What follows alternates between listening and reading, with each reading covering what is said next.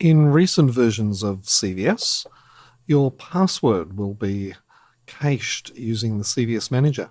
This is a facility that's been available in CVS Suite for about 20 years, but with a recent increase in people being concerned about the security of CVS on their Windows 11 systems, we're now starting it by default. So maybe this is the first time you've seen it.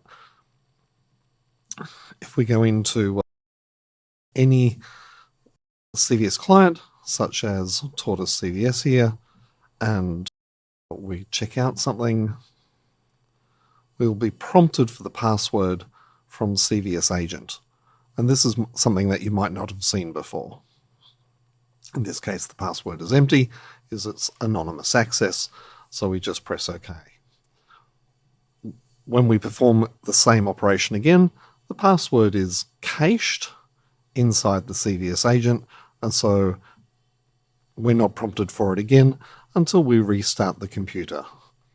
Alternatively, I can clear the passwords manually from the CVSAGENT, and now when I rerun the command, I'll be prompted again for the password.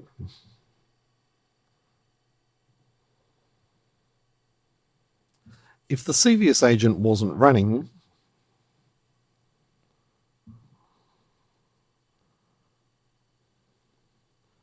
the password would be supplied either by TortoiseCVS or by a login dialog within the TortoiseCVS client. Because this is anonymous access, no password is requested automatically.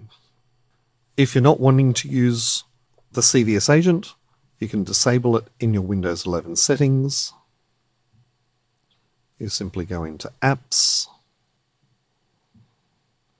Auto Start Apps, and here's the password agent, and you can disable it.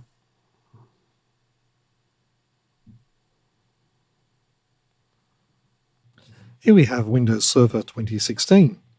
It's a bit old now, but still very popular with a lot of customers. CVSAGENT also works here, exactly the same way.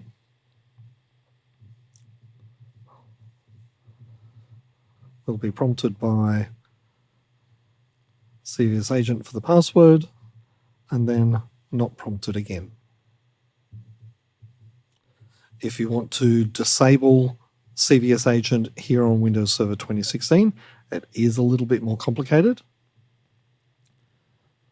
We start regedit, and we need to go to this key here, Computer, Local Machine, Software, Microsoft Windows, CurrentVersion, Run.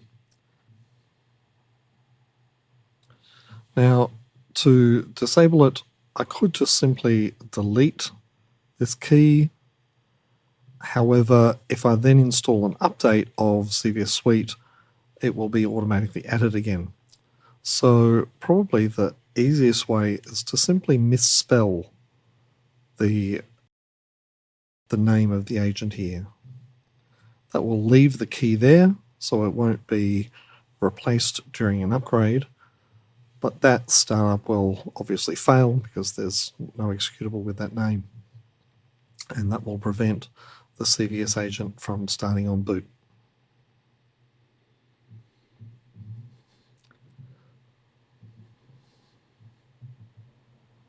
We do recommend the use of CVSAGENT because it stores your passwords securely in memory as opposed to storing it insecurely on the disk. However, if it's not something that you're wanting to use, it's very easy to disable.